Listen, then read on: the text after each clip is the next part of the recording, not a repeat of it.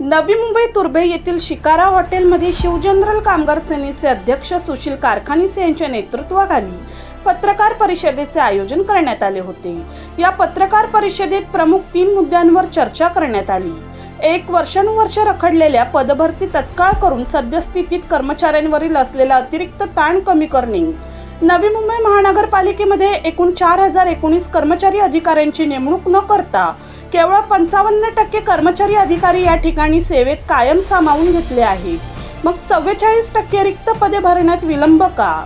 2 ठोक मानधनावरील कर्मचारी व कंत्राटी कर्मचाऱ्यांना कायम सेवेत सामावून घेणे। 3 शिक्षण विभागातील अंगणवाडी, बालवाडी, प्राथमिक, माध्यमिक शिक्षक व शिक्षकेतर कर्मचाऱ्यांचे सेविका वेतन दर महिन्याच्या 5 तारखेच्या आत व्हावे या प्रमुख 3 मागण्या निवेदनाद्वारे पालिका आयुक्त कैलास शिंदे यांना केल्या आहेत। परंतु जर पालिका आयुक्तांनी सकारात्मक लेखी आश्वासन दिले नाही तर येत्या 12 ऑगस्टला नवी मुंबई महानगरपालिकेच्या मुख्यालयाबाहेर आंदोलन करण्याचा शिवजनरल कामगार सेनेच्या वतीने थेट इशारा दिलाय। यावेळी शिवजनरल कामगार सेनेचे अध्यक्ष सुशील कारखानीसे यांच्या समवेत नवी मुंबई महानगरपालिका युनिट अध्यक्ष विजय पाटील, सरचिटणीस घनश्याम नाईक व इतर पदाधिकारी उपस्थित होते। आपण सर्व जाणता, कारण आपले सगळे चेहरे महापालिकेत आम्ही कायम बघतो। आपण सर्व पालिकेशी एकदम निगडीत आहात। पालिका अस्तित्वात आल्यापासून पालिकेमध्ये आजपर्यंत कायमस्वरूपी एकच गोंधळ आहे की कर्मचाऱ्यांची फार कमतरता आहे। ज्या वेळेला आम्ही सुशील भाईंचं नेतृत्व स्वीकारलं त्यावेळेला त्यांच्या आदेशानुसार आम्ही सगळे कागदपत्र चाळून पाहिले, कारण त्यांनी सांगितलं होतं की जोपर्यंत टेक्निकली आपण एखादा विषय घेत नाही तोपर्यंत आपल्याला विजय मिळणं शक्य नाही आहे। तर जेव्हा आम्ही कागदपत्र तपासले तेव्हा 21 ऑगस्ट 2017 रोजी महाराष्ट्र शासनाने 215 संवर्गात असं एकूण मिळून 4019 कर्मचाऱ्यांची बढती करा असं सांगितलेलं आहे। 21 ऑगस्ट 2017ला की 215 संवर्ग, जसं कॅडर आपण म्हणतो तसे 215 कॅडरमध्ये 4019 एवढे कर्मचारी अधिकारी भरायची परवानगी शासनाने दिलेली आहे। त्याच्यानंतर 30 मार्च 2021ला हे जी भरती आहे ही कुठल्या प्रकारे करायची, म्हणजे कोणाला कुठली अर्हता लागेल, कोणाला कुठले शिक्षण लागेल, कोणाला कुठले अनुभव लागतील, हे काय असावेत यासाठी सुद्धा शासनाने आपल्याला निर्गमित केलं आणि तेव्हाही सांगितलं की तुमची भरती लवकर करा 2021ला। आपण जेव्हा 2017ला शासनाने आपल्याला मंजुरी दिली त्या दिवसापासून तर आजपर्यंत, म्हणजे 2018 पासून आता आजपर्यंत दरवर्षीच्या बजेट जर आपण चेक केला तर दरवर्षाच्या बजेटमध्ये आपण या 4019 कर्मचाऱ्यांसाठी राखीव असलेलं वेतन, भत्ते किंवा इतर जो निधी दिला जातो तो आपण त्यांच्यासाठी दरवर्षी बजेटमध्ये ठेवतो। तसं जर पाहिलं तर आजच्या घडीला 4019 संख्या ही महापालिकेमध्ये अस्तित्वात असायला हवी, अधिकारी आणि कर्मचारी मिळून, पण दुर्दैवाने ही संख्या फक्त 2285 आहे। म्हणजे जवळजवळ 55% फक्त कर्मचारी आज हजर आहेत आणि 44% कर्मचारी आज त्या 100% काम करत आहेत। म्हणजे आज एक कर्मचारी आपल्या 3 कर्मचाऱ्यांचं काम करत आहे। आज टोटल 1734 जागा ज्या रिक्त आहेत त्या जर टक्केवारीने बघितलं तर आपण 44% त्या जागा रिक्त आहेत।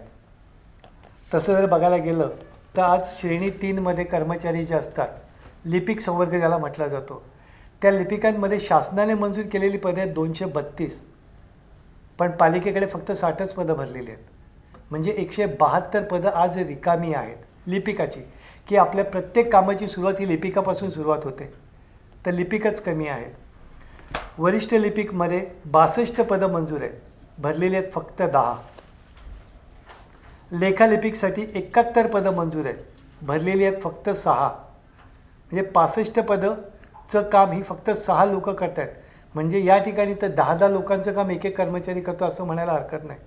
रोखपाल म्हणून जे पद आहे ते 9 पदं मंजूर आहेत, रिक्त पदे 9, भरलेलं एकही नाही। अशा सर्व प्रकारच्या, आता ही झाली प्रशासकीय बाजू सांभाळणारी यंत्रणा। आपण जर अग्निशमन विभागाचं म्हटलं, जी आपल्या पूर्ण नवी मुंबईला सुरक्षा प्रदान करते, त्या अग्निशमनामध्ये अग्निशमन प्रणेता म्हणून जे पद आहे, ज्याला लीडर म्हणतात, फायर लीडर, ती 42 आहेत. 26 पदं फक्त भरलेली आहेत, 16 पदं रिकामी आहेत. अग्निशमन वाहन चालक जेवढ्या युनिट्स आहेत आपल्याकडे, ब्रांटो किंवा त्याच्या यंत्रणा आहेत, मशिनरी आहेत, त्या चालवणारे जे वाहन चालक यंत्र चालक आहेत त्याची 56 पदं मंजूर आहेत, पण फक्त 12 पदं भरलेली आहेत. म्हणजे 44 पदं रिक्त आहेत. आता हा जर आपण आकडा बघितला, अग्निशामक आग विझवणारी जी लोक आहेत ती फक्त 61च पदं आपल्याकडे रिकामी आहेत. म्हणजे हा जर आकडा बघितला तर आज नव्या मुंबईची सुरक्षा या कर्मचारी नसल्यामुळे कुठल्या टप्प्यात आलेली आहे याचा आपणही विचार करायला हवा. तेच आपण जर अभियंता विभागात गेलो, अभियांत्रिकी विभागात, जे पूर्ण नवी मुंबईची काळजी घेतात, त्याच्यामध्ये सहाय्यक अभियंता स्थापत्य हे जे पद आहे हे 50 मंजूर आहेत आणि 50च्या 50 रिकामे आहेत. एकही सहाय्यक अभियंता नाही आहे स्थापत्यमध्ये. उपअभियंता मेकॅनिकल 2 मंजूर आहेत, दोघंच्या दोघं रिकामी आहेत. उपअभियंता विद्युत 4 मंजूर आहेत, 4 रिकामी आहेत. कनिष्ठ अभियंता स्थापत्य 103 मंजूर आहेत, 68 भरलेत, 35 रिकामी आहेत. म्हणजे हा सगळा जो अभियंत्यांचा जो नवी मुंबईतला जो सुंदर किंवा सुरक्षित किंवा चांगलं स्थापत्य जो देतो आहे, बांधकाम जो देतो आहे, ते लोकंसुद्धा एवढे कमी आहेत. त्याच्यानंतर महत्त्वाचा प्रश्न आहे तो आपला आरोग्याचा. हे आम्ही फक्त ठराविकच विषय घेतले, बाकीचे अजून घेतलेले नाहीत. आरोग्यामध्ये निवासी वैद्यकीय अधिकारी 7 मंजूर आहेत, 7 रिकामे आहेत. म्हणजे 7 ठिकाणी डॉक्टर नाही. स्त्रीरोग तज्ज्ञ 33 मंजूर आहेत, फक्त 13 भरलेले आहेत, 20 पदं रिकामी आहेत. बालरोग तज्ज्ञ 30 मंजूर आहेत, 15 भरलेले आहेत, 15 रिकामी आहेत. अपघात वैद्यकीय अधिकारी 87 मंजूर आहेत, फक्त 47 भरलेत, 40 पदं रिकामी आहेत. त्याच्यानंतर आपण जर म्हटलं कनिष्ठ वैद्यकीय अधिकारी 24 मंजूर आहेत, 7 भरलेत, 17 रिकामी आहेत. अशा प्रकारे नर्स आपल्या हॉस्पिटलला ज्या नर्स लागतात त्या 590 मंजूर आहेत, 319 भरल्यात, 270 नर्स आज त्या जागा रिकाम्या आहेत. म्हणजे आता जर आपण बघितलं तर पालिकेची प्रशासकीय सेवा, अभियांत्रिकी सेवा, संरक्षणाच्या दृष्टीने अग्निशमन सेवा आणि आरोग्याच्या दृष्टीने आपली वैद्यकीय सेवा, या सगळ्या सेवांमध्ये जे कर्मचारी आहेत हे किमान एक कर्मचारी आपले 5-5, 6-6 कर्मचाऱ्यांचं काम करीत आहेत. अशा प्रकारे आपले टोटल 1734 जागा रिकाम्या आहेत, ज्या पालिकेने लवकर भराव्यात असं आम्ही पालिकेला 23 तारखेला कळवलं होतं. सुशीलबाईंच्या हस्तेच आपण आयुक्त साहेब आणि अतिरिक्त आयुक्त साहेब यांना आम्ही ते पत्र दिलं होतं. त्या पत्रावरती त्यांनी जे उत्तर दिलेलं आहे ते उत्तर असं आहे: शासनाच्या सुधारित मराठा आरक्षण धोरणामुळे पुनश्च बिंदू नामावली अद्ययावत करण्यासाठी शासनाचे मागासवर्गीय कक्षाकडे पाठवण्यात आले आहेत. मागासवर्ग कक्षातील कर्मचारी अधिकारी निवडणूक कामात व्यस्त असल्यामुळे बिंदू नामावली तपासण्याचे काम शासन स्तरावर प्रलंबित आहे. हे जेव्हा ते सांगतात त्याच वेळेला त्यांचं पुढचं वाक्य येतं की विविध संवर्गाची रिक्त पदाची भरती प्रक्रिया करण्यासाठी टाटा कन्सल्टन्सी सर्व्हिसेस TCS या एजन्सीबरोबर करारनामा करण्याची प्रक्रिया अंतिम टप्प्यात आहे. म्हणजे जेव्हा आम्हाला हे उत्तर येतं प्रशासनाकडनं की याच्यामुळे ही सगळी प्रक्रिया थांबलेली आहे, त्याच वेळेला ते दुसरीकडे सांगतात की TCS बरोबर आमचं अंतिम टप्प्यात बोलणं चाललं आहे. मग ही प्रक्रिया जर थांबलेली आहे शासनाकडे तर मग TCS बरोबर बोलणं काय चाललं आहे? म्हणजे अशी थातूर मातूर उत्तरं आम्हाला लेखी स्वरूपात देऊन या प्रश्नाला वाटायची शक्यता लावतात. झालेलं असं आहे की आज कर्मचाऱ्यांच्या दृष्टीने पाहायला गेलं तर आज आमचे कर्मचारी जेव्हा काम करतात, एकेकाला जेव्हा 4-4, 5-5 कर्मचाऱ्यांचं काम करावं लागतं तर निश्चित आहे आमच्या कर्मचाऱ्यांच्या हातून चुका होतात. आमचं कर्मचारी एवढ्या कर्मचाऱ्यांची कामं करताना कुठेतरी दिरंगाई होते. अशा वेळेला जे स्थानिक प्रतिनिधी आहेत किंवा जे बाहेरचे प्रतिनिधी आहेत ते काही अंशी नाराज होतात. मग हे नाराज झाल्यानंतर या तक्रारी की कर्मचारी काम करत नाही, या तक्रारी आमच्या आयुक्तांकडे जातात किंवा संबंधित विभागात जातात. तिथल्या विभाग प्रमुखाकडनं आम्हाला नोटीस येतात किंवा आमच्यावरती कारवाई केली जाते.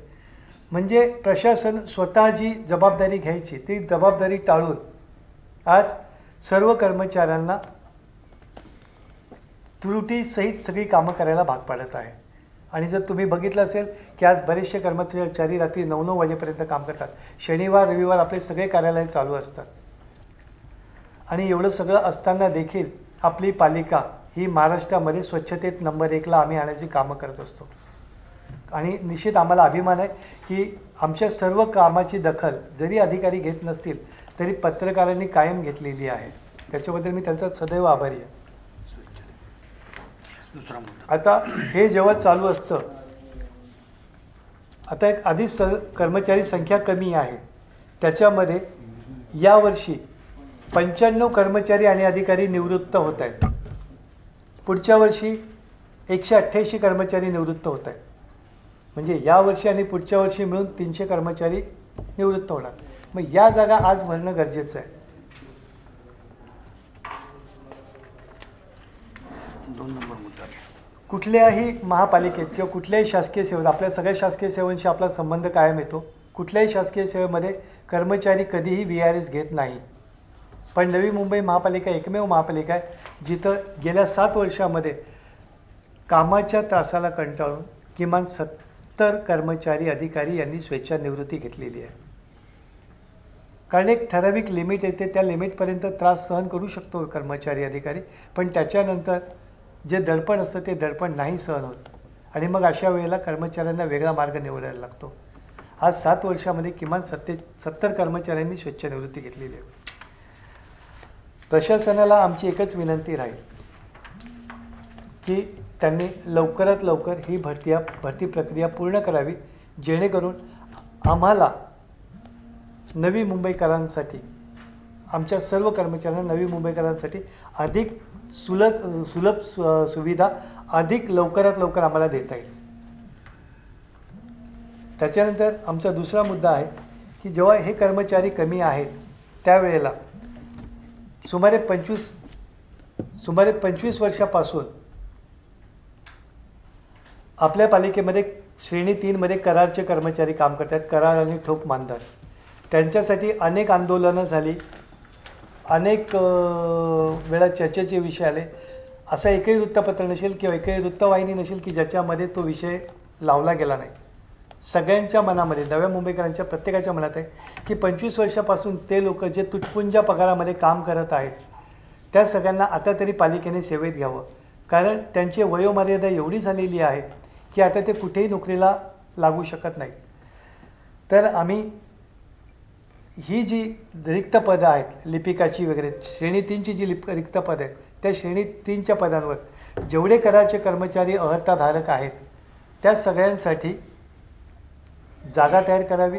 आणि जसं मुंबईमध्ये जेव्हा रिक्त जागा भरल्या गेल्या तेव्हा त्या रिक्त जागा भरताना त्यांनी एक अट टाकली होती की मुंबई महापालिकेमध्ये ज्यांची सेवेचा अनुभव आहे त्यांना आम्ही प्राधान्य देणार किंवा त्यांच्यासाठी एक विशिष्ट कोटा ठेवला होता.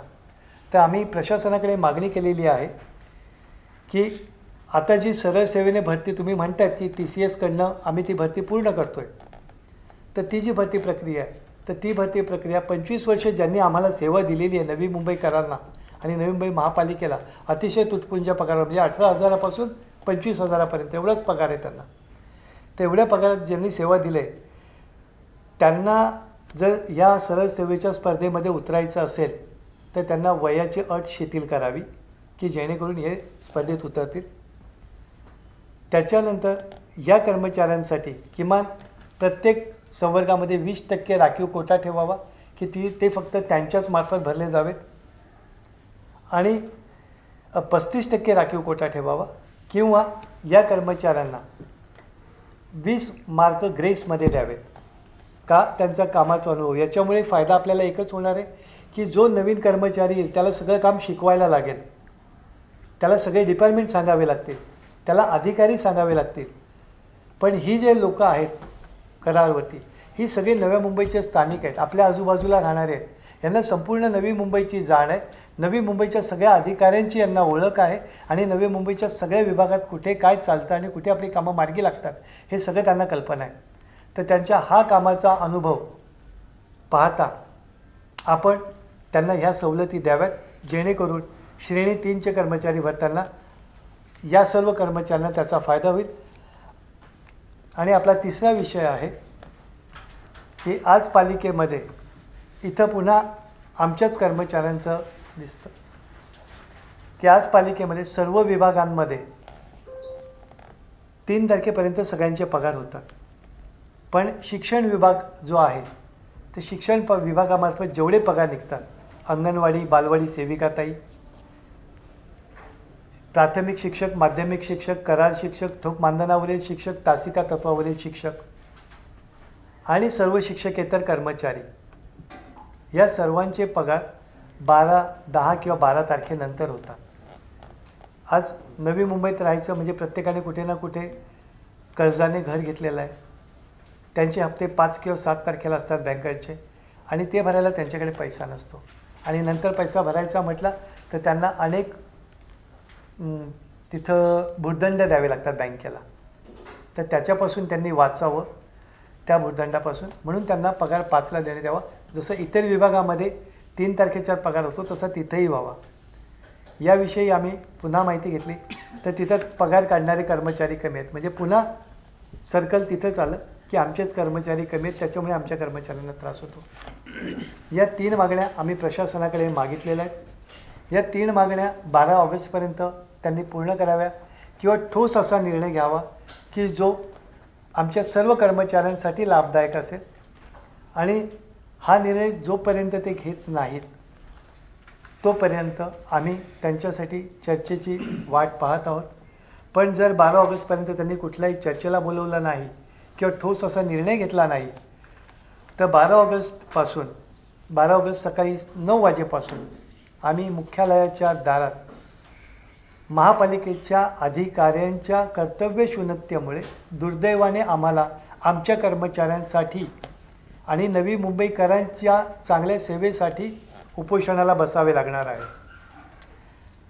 आम्ही प्रशासनाला आजही कायम आमची मागणी असेल आपल्या माध्यमातून की कर्मचाऱ्यांचा त्रास, करारच्या कर्मचाऱ्यांना कायम करणे आणि शिक्षकांना वेळेवर पगार देणे, या 3 मागण्या फार मोठ्या नाही आहेत. एकीकडे आपण म्हणता की TCS बरोबर बोलणं चालू आहे, शेवटच्या टप्प्यात. जाहिराती काढा, जाहिरातीप्रमाणे मुदती द्या. जर TCS बरोबर बोलणं चालू आहे याचा अर्थ आपण एखाद्या कंपनीशी जेव्हा कॉन्ट्रॅक्ट करतो तेव्हा आमच्या किती जागा काढायच्यात, किती परीक्षा घ्यायच्यात, या बोलण्या त्याच्यामध्ये होत असतात शासन स्तरावर. म्हणजे ते सगळं तयार आहे. मग जाहिराती का काढत नाहीत? कारण आता जर जाहिराती काढल्या नाहीत लवकरात लवकर तर उद्या आचारसंहिता लागते आणि मग ही आचारसंहिता लागल्यानंतर पुन्हा 3 महिने आमच्या कर्मचाऱ्यांचे हाल होणार आहेत. तर आता जर त्यांनी जाहिराती काढल्या तर आम्हाला कर्मचारी वर्ग, पुरेसा कर्मचारी वर्ग मिळेल. दुसरी गोष्ट, याच कर्मचाऱ्यांना जर आपण त्याच्यात सामावून घेतलं तर त्याही कर्मचाऱ्यांना, करारच्या कर्मचाऱ्यांना न्याय मिळेल आणि शिक्षकांचे वेतन जर लवकर केले तर फार बरं. हेच आमचं ह्या 3 मागण्या आहेत की ज्या 3 मागण्यांसाठी जर ठोस पाऊल सरकारने घेतलं नाही, आपलं प्रशासनाने घेतलं नाही किंवा चर्चेत बोलवून समाधानकारक उत्तरं मिळाली नाहीत तर आम्ही 12 ऑगस्ट 2024 पासून मुख्यालयासमोर सकाळी 9 वाजता उपोषणाला बसणार आहोत. म्हणजे जवळपास 350 लोकांनी आपलं सध्या तरी एक सभासदत्व प्राथमिक सदस्यत्व घेतलेलं आहे आणि हे टप्प्याटप्प्याने हळूहळू ते वाढतच जातील. कारण कसं असतं, आम्हालाही कामगारांपर्यंत पोहोचायचं असतं. कारण इथे डिव्हिजन्स वेगवेगळे आहेत. लक्षात आलं का तुमच्या? एकाच डिव्हिजनमध्ये सगळे काम करत नाही आहे. इथे तुमचे ड्रायव्हर लोक वेगळे आहेत, तुमचे ही तुमची काय हॉस्पिटल्स वगैरे, वैद्यकीय सेवा, म्हणजे सगळ्यांची म्हणजे आहे त्यांच्यापर्यंत पोहोचायला थोडासा वेळ जाईल. याच्यामध्ये भरपूर संघटना आहेत, त्याच्यात आपला निभाव लागणार आहे का? बघा, आजपर्यंतचा जो आमचा अनुभव आहे, म्हणजे संपूर्ण महाराष्ट्रामध्ये जेव्हा आम्ही काम करतो आणि सुशीलभाई कारखानीस यांचं नेतृत्व जेव्हा कामगार स्वीकारतात तेव्हा आजपर्यंत अनुभव असाच आहे की त्या कामगारांना पूर्णपणे आतापर्यंत न्याय मिळालेला आहे. आणि या महानगरपालिकेमध्ये खऱ्या अर्थाने कामगारांच्या प्रश्नांना वाचा फोडणारे एक व्यक्ती म्हणजे विजय पाटील साहेब. म्हणजे तुम्ही पत्रकारसुद्धा, तुम्हाला माहिती असेल, आज तुम्ही तिकडे असता आणि त्या पद्धतीने जेव्हा ते काम करतात तेव्हा ते त्या कामगाराला न्याय दिल्याशिवाय राहत नाही. हा आतापर्यंत त्यांचा इतिहास आहे. 23 तारखेला आपली संघटनेने महापालिकेमध्ये पाऊल ठेवलेलं आहे, 23 जुलैला. आणि आत्ता आपल्याला 10-12 दिवस झालेले आहेत. आत्ताशी आमचं कर्मचाऱ्यांपर्यंत पोहोचणं आणि त्यांचे प्रश्न जाणून घेणं. कारण शेवटी कसं आहे की जोपर्यंत कर्मचाऱ्यांच्या हिताचे प्रश्न आपणही सोडवत नाही तोपर्यंत कर्मचारीही तेवढा विश्वास ठेवत नाही. पण जशी आपली आधीही संघटना होती, या संघटनेचं कामकाज करताना जेव्हा आम्ही सुशील भाईंचं किंवा नाईक साहेबांशी जेव्हा बोलत असतो तेव्हा त्यांचं म्हणणं एकच असतं की आपण प्रश्न पूर्ण तडीस नेऊ, परंतु टेक्निकली दृष्ट्या आपला प्रश्न आपल्या बाजूने असला पाहिजे. फक्त आपल्याला फाईट करायची जी असेल ती आपण शेवटच्या टोकापर्यंत फाईट करू. एकूण किती पदं आता रिक्त आहेत आणि आपण आयुक्तांकडे काय मागणी केलेली आहे आणि कधी आपण केलेली आहे? आजच्या क्षणाला 1740 पदं रिक्त आहेत. म्हणजे आपण जेव्हा पत्र दिलं होतं 23 तारखेला, ज्या दिवशी संघटनेची स्थापना झाली त्या दिवशी पहिली मागणी होती, त्या दिवशी त्या तारखेला 1734 पदं रिक्त होती. पण आता 31 तारखेला जे रिटायर झाले 6 लोक, त्याच्यामुळे आता 1740 पदं रिक्त आहेत आजच्या तारखेला. ही माहिती आपण पालिकेकडून घेतली? नाही, ही माहिती आमच्या कर्मचाऱ्यांची आहे, संघटनेकडे आहे. राहून गेलाय किंवा करायचं करणं गरजेचं असं मला वाटतंय. जे कंत्राटी कर्मचारी जे आहेत तर ते कंत्राटी कर्मचारी आहेत तर ते TCS म्हणून ते का काम करते? नाही, शासनाची भरती प्रक्रिया राबवली जात असताना TCS कंपनीला कॉन्ट्रॅक्ट दिले जातं आणि त्यांच्या मार्फत परीक्षा घेतल्या जातात. ओके. नाही, मध्यंतरी यांचं चाललं होतं थर्ड पार्टी आणायचं आहे आणि थर्ड पार्टीच्या माध्यमातून माणसं भरायची. मग आता जे कंत्राटी कर्मचारी होते किंवा ठोक मानधनावर जे कोणी आहेत तर त्यांना असं सांगितलं गेलं होतं की तुम्ही आता त्यांच्यामधून त्यांच्यातर्फे असत, पालिकेचं हे तुमचं जे 6 महिन्यांचं ॲग्रीमेंट असतं तसं काय होणार नाही. ज्या शासनाने 9 कंपन्यांना परवानगी दिली होती, महाराष्ट्र शासनाने 9 कंपन्यांना परवानगी दिली होती की ज्या 9 कंपन्यांना स्थानिक स्वराज्य संस्था किंवा इतर संस्थांमध्ये मनुष्यबळ पुरवायचे अधिकार होते, त्याच्यानंतर शासनानेच त्यांच्यावरती काही दिवसांसाठी म्हणजे स्टे आणलेला आहे आणि शासनाने ती भरती प्रक्रिया डायरेक्ट करायला घेतलेली आहे. त्याच्यामुळे आता शासनाच्या सर्व खात्यांमध्ये जर आपण पेपर चेक केले आणि बघितले तर सगळ्या खात्यांमध्ये डायरेक्ट भरती प्रक्रिया होते. TCS ही कंपनी अशी की यांच्यामार्फत परीक्षा घेणं, मार्क लावणं, कारण याच्यासाठी जी यंत्रणा लागते ती यंत्रणा TCS कंपनी पुरवते. तुम्ही माझ्यासारखा आपण त्याच्यामध्ये फॉर्म भरायचा आणि ज्या मेरिट होतील तो नोकरीला लागेल. TCS मुळे स्थानिक भूमिपुत्र किंवा जे काही स्थानिक आहेत त्यांच्यावरती काही परिणाम होईल का? TCS जी परीक्षा घेते ती पूर्ण पारदर्शी असते. त्याच्यात जो प्रोग्राम फीड करायचा असतो किंवा जी अर्ज द्यायचे असतात त्याच्यामध्ये आपण सांगायला हवं की स्थानिक भूमिपुत्रांसाठी एवढा कोटा ठेवा, करार कर्मचाऱ्यांसाठी एवढा कोटा ठेवा, प्रकल्पग्रस्तांसाठी एवढा कोटा ठेवा. कारण स्थानिक वेगळा आणि प्रकल्पात ज्यांच्या ऑलरेडी जमिनी गेल्या, म्हणजे मी स्थानिक आहे पण माझी जमीनच गेलेली नाही असंही मी असू शकतो ना. तर तसं स्थानिकांसाठी वेगळा कोटा, प्रकल्पग्रस्तांसाठी वेगळा कोटा किंवा इथल्या स्थानिकांसाठी वेगळा किंवा करारचे जे कर्मचारी काम करत आहेत त्यांच्यासाठी वेगळा कोटा, असं आपण सांगितल्यानंतर, प्रशासनाने सांगितल्यानंतर ती त्या प्रकारची सॉफ्टवेअर तयार करते. आणि आजच गरज आहे की आपल्याला त्या माध्यमात उडी घेण्यासाठी, कारण उद्या सॉफ्टवेअर तयार झाल्यानंतर मग आपल्याला काहीच होणार नाही. आता कोटा ठेवताना पण आता जेवढे कर्मचारी आहेत आता सध्या ते सगळे सामावून घेतले जातील अशा हिशोबाने तो कोटा आपल्याकडे जे मी पत्र वाचलं 2021ला जे दिलंय की एखाद्या पदावरती पदभरती करताना त्याच्याकडे काय अर्हता पाहिजे, म्हणजे तो क्लरिकलला तो BA किंवा BCom पाहिजे, म्हणजे पदवीधर पाहिजे, मराठी इंग्लिश टायपिंग पाहिजे आणि MSc पाहिजे. आता या कर्मचाऱ्यांपैकी बरेच कर्मचारी हे पदवीधर नाही आहेत. उद्या जर त्यांना घेतलं आपण बळजबरी करून तर त्याच्यावरती न्यायिक प्रक्रिया होऊ शकते आणि ते कर्मचारी बाहेर जातील, पुन्हा प्रशासनाचंही नाव खराब होऊ शकतं. त्याच्यामुळे ते जे अर्थधारक कर्मचारी आहेत त्या कर्मचाऱ्यांना याच्यात सामावून घ्यावं अशी आमची विनंती आहे.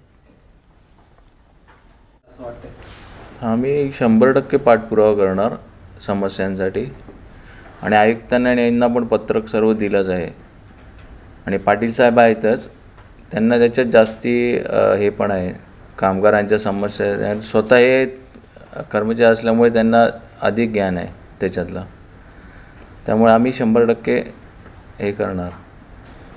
आता स्टेप बाय स्टेप पहिलं पत्रक देऊन सर्व होणार. नंतर आहे प्रत्येकाला पर्याय खुलेच आहे प्रत्येक याच्यासाठी. आमची संघटना MIDCला पण आहे, मरोळ BSTच्या याच्यात पण आहे, हंसा ट्रान्सपोर्टला पण आहे. तिकडच्या कामगारांचा ज्या वेळेला हरताळ संप केलेला त्या संपामध्ये 22 200 कामगार 200 कामगारांमध्ये 22 ते 24 कामगारांना बाहेर काढून टाकलेलं मॅनेजमेंटने. त्यांच्याशी आम्ही लढा देऊन सर्वांना कामगार केलं व त्यांचे जे थकीत काय होत्या त्या पण भत्ता बित्ता त्या सर्व द्यायला लावलं. आणि बाकीच्या याच्यात जो त्यांना त्रास होत होता जसं मॅनेजमेंटकडनं मानसिक, तो पण त्यांनी बंद केला. कोणाला ट्रान्सफर नाही करणार, कोणाला हे नाही करणार, त्या ह्याच्यात सर्व. पालिका स्थापनेपासून आजपर्यंत सतत कर्मचाऱ्यांचा तुटवडा हा प्रशासनासमोर आहे. आजच्या घडीला 4019 कर्मचाऱ्यांपैकी फक्त 2285 कर्मचारी कार्यरत आहेत. 1740 कर्मचाऱ्यांची कामं हे 2200 लोक अतिरिक्त करत आहेत. त्या 1740 रिक्त जागांवरती त्वरित पदभरती करावी सरळ सेवेने आणि कर्मचाऱ्यांवरती जो अतिरिक्त ताण आहे तो ताण दूर करावा. याशिवाय श्रेणी 3ची भरती करताना जे करार आणि ठोक मानधनावरील कर्मचारी आहेत त्या कर्मचाऱ्यांना प्रामुख्याने या सेवेमध्ये सामावून घ्यावं आणि जे त्यांच्यासाठी इतर वगैरे आंदोलनं झालेली आहेत त्या सगळ्यांना मिळून त्यांना न्याय देण्यात यावा. आणि शिक्षकेतर शिक्षण विभागाचा जो पगार 10 तारखेनंतर होतो तो पगार 5 तारखेच्या आधी व्हावा. या 3 प्रमुख मागण्या आमच्या आहेत. येत्या 12 तारखेपर्यंत आम्ही चर्चेसाठी दारं उघडी ठेवलेली आहेत. जर ठोस उत्तरांसह चर्चा झाली नाही किंवा त्यांनी सकारात्मक असं ठोस आम्हाला लेखी आश्वासन दिलं नाही तर 12 तारखेला सकाळी 9:30 वाजता मुख्यालयासमोर आम्ही उपोषणाला बसणार आहोत. नवी मुंबई महानगरपालिका या युनिटमध्ये आज शिवजनरल कामगार सेना या संघटनेची स्थापना झालेली आहे. आणि या संघटनेचे अध्यक्ष आजच्या या परिषदेला उपस्थित सन्माननीय श्री सुशीलभाई कारखानी साहेब आहेत. युनिटचे अध्यक्ष आमचे विजय पाटील साहेब आहेत. आमच्या या संघटनेचे सर्व पदाधिकारी इथे आहेत. अतुल दिघे साहेब आहेत, रवींद्र वालावलकर आहेत, कृष्णा पाटील साहेब आहेत, सावंत साहेब आहेत. महिला आघाडी पण इथे आमच्या इथे बऱ्याचशा प्रमाणात आहे. खरं म्हणजे आजची ही पत्रकार परिषद घेण्याच्या मागचं कारण शिवजनरल कामगार सेना या संघटनेची स्थापना तिथे झाल्यानंतर आणि कर्मचाऱ्यांनी सुशीलभाई कारखानीस यांचं नेतृत्व स्वीकारल्यानंतर तिथे असलेल्या ज्या काही प्रलंबित प्रश्न आहेत, अडचणी आहेत, त्याच्यासाठी म्हणून आम्ही एक पत्रक 23/7/2024 रोजी आयुक्तांना दिलं होतं. आणि त्याच्यामध्ये आमची मागणी होती की ही जी कामगार भरती आहे जी गेल्या अनेक वर्षापासून प्रलंबित आहे तर ती कामगार भरती जी आहे ती त्वरित सुरू करावी अशी आमची एक मागणी होती. आणि त्याच्याबरोबर इतर अनेक काही मागण्या होत्या. त्याचा खुलासा आमचे युनिटचे अध्यक्ष विजय पाटील साहेब करतीलच. पण खऱ्या अर्थानं आज संपूर्ण महाराष्ट्रामध्ये शिवजनरल कामगार सेना ज्या पद्धतीने आज कामगार चळवळीमध्ये काम करते आहे आणि ज्या पद्धतीने उत्स्फूर्तपणे कामगारांचा प्रतिसाद लाभतो आहे, अर्थात हे सर्व जे श्रेय आहे ते आमच्या अध्यक्षांना जाते, सुशीलभाई कारखानी सेना. आमचे सर्व सहकारी आज संपूर्ण महाराष्ट्रभर काम करत आहे. आणि ज्यावेळेस नवी मुंबई महानगरपालिकेचा विषय आला आणि त्या कर्मचाऱ्यांनी जेव्हा विजय पाटील साहेब यांचं नेतृत्व स्वीकारलं त्यानंतर महानगरपालिकेमध्ये मला वाटतं आजपर्यंत अशा पद्धतीने नामफलक बोर्डाचं उद्घाटन ज्यावेळेस झालं त्यावेळेससुद्धा हजारोने गर्दी होती. आणि म्हणून कामगारांनी जो विश्वास ठेवलेला आहे तो सार्थ आम्हाला ठरवायचा आहे. आजची ही परिषद जी आहे अनेक मुद्द्यांवर आहेत. जे तांत्रिक मुद्दे आहेत ते सर्व मुद्दे घेऊन विजय पाटील साहेब तुमच्याशी चर्चा करतीलच. पण मी आज तुमच्या माध्यमातून एवढंच सांगेन की नवी मुंबई महानगरपालिकेमध्ये जे काही कर्मचारी आज आमच्यावर विश्वास ठेवून आमच्या संघटनेमध्ये आमचं नेतृत्व सभासदत्व स्वीकारलेलं आहे त्यांना आम्ही न्याय दिल्याशिवाय राहणार नाही आणि त्यांचे जे काही प्रश्न असतील ते आम्ही सोडवल्याशिवाय राहणार नाही.